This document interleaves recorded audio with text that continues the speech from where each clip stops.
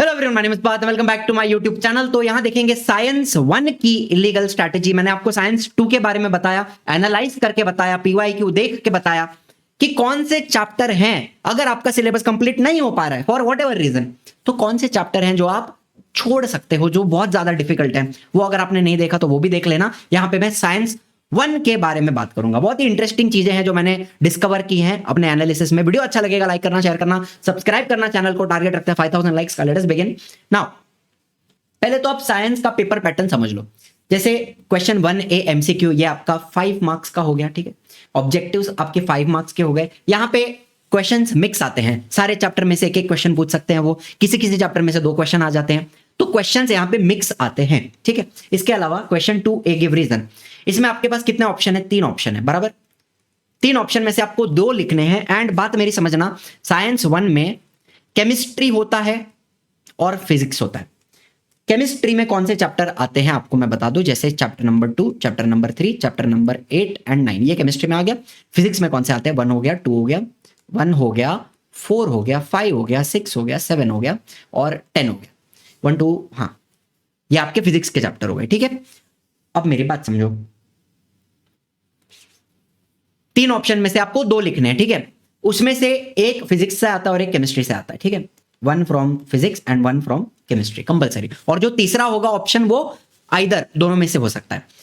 फिर answer the following में आपके पास 5 ऑप्शन है, उसमें से आपको 3 लिखने हैं। उसमें से 2 ऑप्शन फिजिक्स के आते हैं और 2 केमिस्ट्री के आते हैं। और जो एक ऑप्शन है वो आइदर फिजिक्स आइदर केमिस्ट्री हो सकता है, ज्यादातर फिजिक्स का आता है वो, ठीक है। फिर आंसर द फॉलोइंग में आपके पास 8 ऑप्शन है।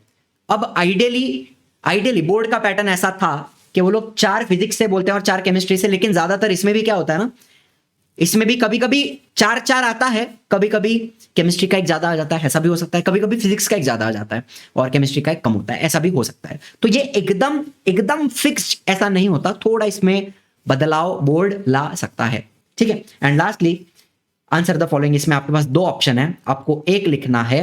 एंड उसमें से एक फिजिक्स का होता है और एक केमिस्ट्री का होता है। ये फिक्स्ड है, ये मैंने हर पेपर में देखा, जितने भी पेपर देखे ये फिक्स्ड है। एक फिजिक्स का होता है, केमिस्ट्री का होता है कंपलसरी, ठीक है। ये मैं आपको दिखा दूंगा, चाहिए तो। इतनी बात आपको समझ में आ गई? अच्छा, इसके बाद आपको वेटेज भी बता दूं कि जैसे सबसे ज्यादा वेटेज की बात करें तो एक आपका इफेक्ट्स ऑफ इलेक्ट्रिक करंट बनता है, रिफ्रैक्शन बनता है, 7 मार्क का, और कार्बन बनता है। ये आपके सबसे हाईएस्ट वेटेज है, ठीक है। जिसमें कार्बन में तो कंसिस्टेंटली हर साल 7 मार्क का तो आता ही, पूछते ही है, ठीक है। देन फिर पीरियोडिक 6 मार्क, 6 मार्क, ये 6 और ये 6। अभी तुमको 6-6 मार्क्स वाले दिखा दिए और 3 चैप्टर बचते, gravitation, effects of electric, heat और स्पेस मिशन, जो 5-5 के हैं। तो अब हमारी स्ट्रेटेजी कैसी रहने वाली है, आपको मैं क्या बोलूंगा, देखो सुनो मेरी बात। प्लानिंग एंड प्लॉटिंग करना क्या है कि ग्रेविटेशन ये आप बचपन से पढ़ रहे हो, मई से पढ़ रहे हो, जून से पढ़ रहे हो, तो आता होगा। लेकिन इसके न्यूमेरिकल शायद आपको नहीं आते होंगे। 16-17 न्यूमेरिकल हैं टोटल एंड डिफिकल्ट हैं, बहुत बच्चे को डिफिकल्टी आती है। इनफैक्ट मैं मेरे ही न्यूमेरिकल्स के वीडियो देखता हूं, सबसे कम व्यूज उसी के होते हैं। तो या तो आपको बहुत अच्छे से आते हैं कि आप वीडियो ही नहीं देख रहे हो, या तो आप उनको स्किप कर रहे हो। दोनों में से एक चीज हो सकती है, और मेरे को पता है आप क्या कर रहे हो, ठीक है। पढ़ा है तो अच्छा ही है, वीडियो नहीं देख रहे हो इसका मतलब आपने स्किप करा हुआ है कहीं ना कहीं, ये मैं जानता हूं, आप भी जानते हो, ठीक है। तो ग्रेविटेशन में से आप क्या करो, उसके थियरी क्वेश्चन कर लो। थियरी क्वेश्चन में ज्यादातर क्या पूछते हैं? Kepler law, Newton's universal law of gravitation, law of gravitation हो गया, वेरिएशन इन वैल्यू ऑफ जी, उससे रिलेटेड हो गया, मास एंड वेट, इसके ऊपर कुछ क्वेश्चन हो गया, फ्री फॉल की डेफिनेशन, और एस्केप वेलोसिटी की डेफिनेशन, इसमें से ही पूछा जाता है। इससे केपलर्स लॉज हो गए, Newton's law of gravitation, variation in value of G, mass and weight, free fall की इसकी डिफाइन और इसका भी डिफाइन। इसके बाहर का मैंने आज तक नहीं देखा। इसके अलावा न्यूमेरिकल्स आते हैं, ज्यादातर तो न्यूमेरिकल्स ही आते हैं ग्रेविटेशन से, लेकिन बाकी अगर थियरी की बात करें तो इसमें से ही पूछा जाता है। तो ये आप एक ग्रेविटेशन करो, न्यूमेरिकल्स आप चाहो मतलब न्यूमेरिकल्स तो आपने किए ही नहीं है तो छोड़ दो। उसके बाद पीरियोडिक करना है आपको। मैं बताऊं, केमिस्ट्री के 4 चैप्टर है, लेकिन आप जैसे देख रहे हो हर एक क्वेश्चन में एक ऑप्शन फिजिक्स तो एक केमिस्ट्री, फिर 2 option physics, 2 option chemistry, 4 option physics, 4 option chemistry. तो केमिस्ट्री को कहीं ना कहीं आधा आधा वेटेज दिया हुआ है। और केमिस्ट्री के जितने भी चैप्टर हैं, पीछे आके देख लो आप, केमिस्ट्री के जितने भी चैप्टर हैं 6, 6, 6 और 7, इतना वेटेज बन रहा है केमिस्ट्री का। तो केमिस्ट्री के चारों चैप्टर हाईली रेटेड है, हाई वेटेज के हैं। तो अपने प्लानिंग में पीरियोडिक तो फुल बनता है, करना बनता है, केमिकल रिएक्शन फुल करना बनता है, effect of electric current 7 mark का वेटेज है, फुल करना बनता है विथ न्यूमेरिकल्स। हीट छोटा सा चैप्टर है, 5 मार्क का वेटेज है, लेकिन छोटा सा चैप्टर है, क्यूट सा चैप्टर है, और उसमें से ज्यादा न्यूमेरिकल आते नहीं है। आप देखोगे ना, मैंने हीट में से गिन के आज तक पीवाईक्यू में सिर्फ 2-3 न्यूमेरिकल देखे हैं। तो मेरा कहना रहेगा हीट के भी आप सिर्फ एक्सरसाइज के न्यूमेरिकल कर लेते हो ना, एक्सरसाइज के न्यूमेरिकल, तो भी आप बहुत सेफ हो, ठीक है। फिर आते हैं रिफ्रैक्शन पे, ये आपको फुल करना है, सारे न्यूमेरिकल करने हैं, अंदर के बाहर के इंडेक्स वगैरह, ठीक है। रिफ्रैक्शन 7 मार्क, छोटा सा चैप्टर है, small chapter, but weightage 7 mark का है। ये बात समझो आप, छोटा सा है लेकिन वेटेज ज्यादा है। इसमें से काफी बार 5 मार्क का सवाल बनता है, 3 मार्क का सवाल, 5 मार्क का सवाल रिफ्रैक्शन से आता है। देन मेटलर्जी करना है, कार्बन करना है। आप चाहो तो ग्रेविटेशन छोड़ दो, पूरा मत करो, चाहो तो।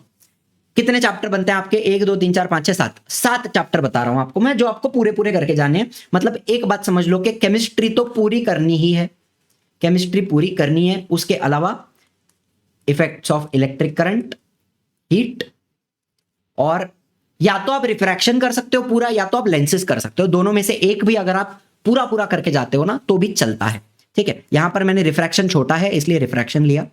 चलो, तो ये कहानी बनी। ग्रेविटेशन फिलहाल के लिए मैंने छोड़ ही दिया, ठीक है। ग्रेविटेशन के क्वेश्चन अटेम्प्ट नहीं कर रहा हूं एग्जाम्पल के लिए, लेकिन अगर आपके प्रिपेयर हो गए हैं तो बहुत अच्छी बात है। प्रिपेयर अगर आपने किए, पहले से करे हुए हैं, तो बहुत अच्छी बात है, ठीक है। उसके अलावा केमिस्ट्री पूरी करनी है। अब इसमें से मेटलर्जी और कार्बन का तो मैंने आपको 1 शॉट भी दे दिया, बताओ, ठीक है। इफेक्ट्स ऑफ इलेक्ट्रिक करंट का भी बेहतरीन 1 शॉट बना हुआ है, उसके न्यूमेरिकल्स भी बना के दिए हुए हैं, पीरियोडिक का दिया हुआ है, केमिकल रिएक्शन का दिया हुआ है, सब दिया हुआ है, आपको करना है बस। अब एनालिसिस करते हैं, कंक्लूजन पे बाद में आएंगे। चलो पहले एनालिसिस करेंगे, आपको मैं पीवाईक्यू दिखा दूं। देखो अभी इधर मैंने मार्क करके रखा हुआ है ऑलरेडी, फिर से कोई आपको यहाँ पे मार्क नहीं कर रहा है। इसमें मैंने सिर्फ जो 7 चैप्टर आपको मैंने बताया, 4 केमिस्ट्री के, फिर effects of electric current, heat और रिफ्रैक्शन, 4, 5, 6, सिर्फ उतना अटेम्प्ट किया। तो मुझे बताओ, यहां पे मेरे को एक एमसीक्यू नहीं आई, यहां पे मुझे एक मैच द फॉलोइंग नहीं आया, इसके अलावा मुझे 8 मार्क मिल गए, यहां पे 8 मार्क मिले। गिव रीजन दोनों कर लिए मैंने, ठीक है। फिर आंसर द फॉलोइंग क्वेश्चन में से भी एक न्यूमेरिकल है ऊपर का जो मेरे को नहीं आया, बाकी मेरे को चारों आया। हाँ, explain the concept of escape velocity, अगर ग्रेविटेशन किया होता तो मैं एस्केप वेलोसिटी लिख देता, लेकिन अगर मेरे को नहीं आता है कोई बात नहीं, बाकी सब अटेम्प्ट किया मैंने। मेरे को 38 आएंगे 40 में से अगर मैंने ग्रेविटेशन पूरा छोड़ दिया, मैंने लेंसेज और स्पेस मिशन पूरा छोड़ दिया, 38 आते हैं। उसमें से भी ग्रेविटेशन अटेम्प्ट कर लो तो आप काफी सेफ हो जाते हो, ग्रेविटेशन के भी क्वेश्चंस आप सॉल्व कर सकते हो, ठीक है। और क्वेश्चन नंबर 4 में तो मेरे को दोनों आ गए, ऐसी बात है। फिर चलो 2025 का मार्च का पेपर, इसमें भी ग्रेविटेशन अटेम्प्ट नहीं किया तो मेरे को 39 आ रहे हैं without attempting gravitation, lenses and space mission. ये 3 चैप्टर छोड़ के मेरे को 39 मार्क्स का मैं लिख रहा हूं पेपर। फिर मार्च 24 की बात करें, यहां पर भी सेम, यहां पर भी 37 आते हैं मेरे को। ग्रेविटेशन का अटेम्प्ट कर लूं तो 39 भी आ जाए। और ज्यादातर मार्क्स कहां जाते हैं पता है? ऑब्जेक्टिव में जाते हैं। बाकी तो आप सब लिख लोगे, ज्यादातर आपका इधर ऑब्जेक्टिव में 1 मार्क इधर जा रहा है। इसके पहले वाले पेपर में भी आप देखोगे ना, 1 मार्क आपका यहीं पे गया है, बस मैच द कॉलम। ऑब्जेक्टिव में ही आपका जा सकता है मार्क, उसके अलावा आप बाकी पूरा पेपर अटेम्प्ट कर लोगे, जहां तक मैं समझता हूं। देख लो आप ही देख लो, गिव रीजन सारे आ रहे हैं। फिर यहां पे एक ये क्वेश्चन मुझे नहीं आया, लेकिन अगर मुझे ग्रेविटेशन का ये फ्री फॉल आ रहा होता, ये वाला फ्री फॉल, तो मैं पूरा पेपर अटेम्प्ट कर लेता, ठीक है। तो इसलिए मेरे को 37 आए, ग्रेविटेशन अटेम्प्ट कर लूंगा तो 39 आ जाएगा। फिर जुलाई 24 का पेपर देख लो, मेरे को आ रहे हैं 37 आ रहे हैं, और मेरे मार्क्स जा रहे हैं ऑब्जेक्टिव में ही जा रहे हैं। 3 मार्क्स जो जा रहे हैं वो कहां जा रहे हैं? देखो, एक इधर गया, हाँ, और एक गिव रीजन मेरे को नहीं आया। Simple microscope is used for watch repair, ये लेंसेज का है, और स्पेस डेब्री ये स्पेस मिशन का है, ठीक है। फिर भी अगर गिव रीजन मैंने कुछ फेकम फेंकी करके और वो MCQ कहीं पे ऐसे ऐसे करके कर लिया तो मेरे को 38 39 तो मैं लिख सकता हूँ चैप्टर। फिर मार्च 23 का पेपर देख लो, इसमें भी 37 आ रहा है, मार्क्स जा रहा है तो ऑब्जेक्टिव में जा रहा है, बाकी तो अटेम्प्ट हो रहा है पेपर पूरा, ठीक है। फिर ये कौन सा पेपर है, ये जुलाई 23 का है, ठीक है। इसमें भी कितने आ रहे हैं, 36 आ रहे हैं, और इसमें मार्क्स जा कहाँ रहे हैं, इसमें मार्क्स जा कहाँ रहे हैं, एक 2 मार्क्स इधर चला गया, इसमें से एक अटेम्प्ट नहीं कर पाए, और 2 मार्क आपका यहीं पे जाएगा, हाँ ये और ये वाला, यहाँ पे 2 मार्क गए आपके, और 2 मार्क इसमें चले गए। ऑब्जेक्टिव तो टेप लो, ऐसा बोल नहीं रहा हूँ, लेकिन ईमानदार रहो यार, कॉपी वॉपी नहीं करना है। 36 आ रहा है। फिर मार्च 22 का पेपर देख लो, इसमें मेरे को 37 मार्क्स का लिख रहा हूँ। जुलाई 22 का पेपर देख लो, इसमें मैं 36 मार्क का लिख रहा हूँ, ऑब्जेक्टिव में जा रहा होगा, ऑब्जेक्टिव में जा रहा है, देखो 1 2 3 4 मार्क ऑब्जेक्टिव में जा रहा है, बाकी तो अटेम्प्ट हो रहा है। मार्च 20 का पेपर देख लो, इसमें भी मैं 37 मार्क्स का लिख रहा हूँ, जा रहा है तो ऑब्जेक्टिव में जा रहा है। जुलाई 20 का पेपर मार्क नहीं करा हुआ है, करना है तो कर लो, आपके सामने कर लेता हूँ, बताओ। एक एक क्वेश्चन आराम आराम से बता दूंगा आपको मैं, रुक जाओ। हाँ, मिनिमम वेलोसिटी ऑफ स्पेसक्राफ्ट, चलो ये मेरे को नहीं आया, लेकिन है तो बहुत सिंपल, इतना ही है, एस्केप वेलोसिटी इतनी होती है। ये मेरे को आना चाहिए, ये मेरे को आना चाहिए, ये मेरे को आना चाहिए, ये भी आना चाहिए, ठीक है। ये आना चाहिए, ये मेरे को नहीं आया, लेंसेज का है, ठीक है जाने दो। ये आना चाहिए, ये आना चाहिए, एक छूट गया, तो इधर मेरे कितने मार्क गए, 3 मार्क गए, 7 मार्क का लिखा मैंने ऑब्जेक्टिव्स, ठीक है। फिर star appear to be twinkling आना चाहिए, सिंपल माइक्रोस्कोप नहीं आ रहा है, कोई बात नहीं, ये वाला आना चाहिए। Object takes 5 second to reach the ground, ये इतना सिंपल सवाल है ना 3 मार्क के लिए, लेकिन चलो हमने नहीं किया, कोई बात नहीं। ये आना चाहिए, ये आना चाहिए, ये आना चाहिए, ये भी आना चाहिए, आना चाहिए। हीट के इफेक्ट्स ऑफ इलेक्ट्रिक करंट और बाकी केमिस्ट्री के बेसिस पे। फिर आयरन बॉल, चलो मेरे को नहीं आया, कोई बात नहीं, ये आना चाहिए, ये आना चाहिए, ये हीट का है। और मैंने आपको जैसे बताया ना, हीट में से मैंने गिन के 1 या 2 बार देखा है कि कोई न्यूमेरिकल पूछा जाए, और ये 2020 की बात है। उसके बाद 2020 के बाद मैंने हीट का न्यूमेरिकल नहीं देखा, लेकिन चलो कोई बात नहीं, आ गया। आपने अगर किया है तो आप लिख लोगे, नहीं किया अगर हीट का, चलो न्यूमेरिकल भी आपने नहीं किया तो क्या होगा देखना चाहता हूं मैं। ये आना चाहिए, ये आपको नहीं आया, ठीक है, 2 आपके हुए। फिर ये आपको आना चाहिए, ये आपको आना चाहिए। चलो, हीट का न्यूमेरिकल छोड़ के मेरा नुकसान किधर हुआ, 3 मार्क का हुआ, 1 2 3 4 तो लिखे मैंने, 3 मार्क का नुकसान हुआ मेरा, ठीक है। लेकिन अज्यूमिंग आपने हीट करा हुआ है तो आपको आना चाहिए। एंड फिर लास्टली ये दोनों मुझे आने चाहिए, ये भी आना चाहिए, ये भी आना चाहिए। तो मेरा नुकसान किधर हो रहा है, ऑब्जेक्टिव में 3 मार्क का नुकसान हुआ, 37 मार्क्स का लिखा, तो हर पेपर में ऑन एवरेज आप 37 का तो लिख ही रहे हो। लास्ट पेपर मार्च 19 का भी देख ही लो, क्यों छोड़ना है। ये चलो आपको नहीं आया, ग्रेविटेशन छोड़ दिया आपने, ये आना चाहिए, ये भी छोड़ दिया, ये भी छोड़ दिया, ये आना चाहिए। यहाँ पे बहुत नुकसान हो रहा है, कोई बात नहीं, ये आना चाहिए, ये आना चाहिए, ये आना चाहिए, ये आना चाहिए, ये आना चाहिए। कितने मार्क का नुकसान हुआ, 3 मार्क का नुकसान हुआ, यहाँ पे भी 7 मार्क का लिखा। 2 टंगस्टन बल्ब ऑफ, ये आना चाहिए, ये आना चाहिए, गिव रीजन, ये नहीं है, चलो ये छोड़ दिया आपने, ये आना चाहिए। ऑब्जर्व द फॉलोइंग फिगर, ये भी चलो नहीं आया, ये आना चाहिए, ये आना चाहिए। 1 2 3 4 5 अटेम्प्ट हो गए, 5 अटेम्प्ट करने थे ना, हाँ हो गए। तभी पेपर पैटर्न अलग था 2019 में थोड़ा, ठीक है। फिर ग्रेविटेशन छोड़ा हुआ है ना, चलो ये आना चाहिए, ये आना चाहिए, ये आना चाहिए, ये आना चाहिए, और चलो कितना नुकसान हुआ इधर, 5 में से आपके 1 2 3 4 3 मार्क का नुकसान हुआ इधर भी, बिकॉज आपने ग्रेविटेशन छोड़ा हुआ है, नहीं तो हो जाता, ठीक है। एंड लास्ट में ये आना चाहिए, और चलो ये छोड़ दिया ना, ये जाने दो।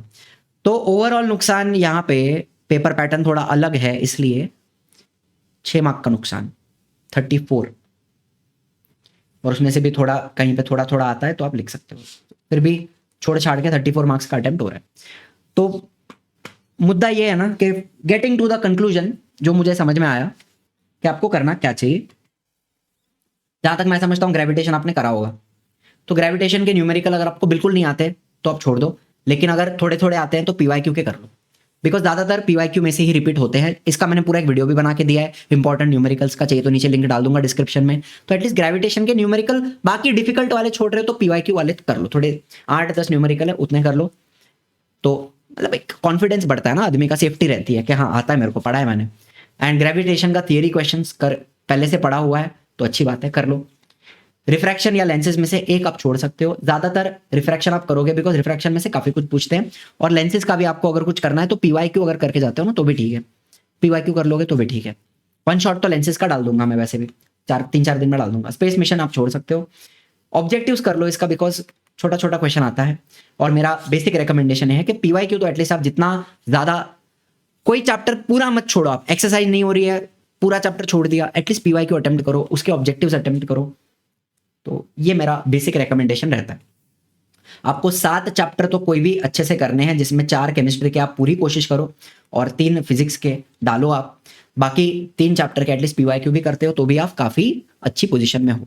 तो आप काफी, ये स्ट्रेटेजी अगेन किस बच्चे के लिए है ये, जिनका अभी 80% हो गया है, सिर्फ 20% सिलेबस बाकी, आपके लिए नहीं है। आप पूरा पढ़ो, इज्जत में पूरा पढ़ो। ये उन बच्चों के लिए जिनका अभी 40% हुआ होगा, किसी का 50% हुआ होगा, 2 ही महीना बचा है, किसी का 30% हुआ है, 2 ही महीना बचा है, दिसंबर जनवरी, तो 2 महीने में 70% सिलेबस जो आप पिछले 6 महीने में नहीं कर पाए वो आपको 2 महीने में करना है। तो ये उन बच्चों के लिए जिनका पढ़ के बहुत कम हुआ है, तो ये एक चीज़ है जो आपको करनी चाहिए। पीवाईक्यू तो सारे चैप्टर के करो ही, बिकॉज उसमें से बहुत कुछ रिपीट होता है, बहुत कुछ रिपीट होता है, ठीक है। सिर्फ पीवाईक्यू करके भी आप 35-36 मार्क का लिख सकते हो, ये भी मैंने आपको बताया हुआ है। सिर्फ पीवाईक्यू करके जाते हो तो भी आप 36-35 मार्क का लिख के आते हो paper on the basis of PYQ. तो ये मेरा आपसे रिकमेंडेशन यहाँ पे रहेगा, ये कंक्लूजन निकलता है यहाँ पे, ठीक है। चलिए, I hope this helps in some way. Again thank you so much for watching, I will see you in the next one. जय हिंद, जय महाराष्ट्र।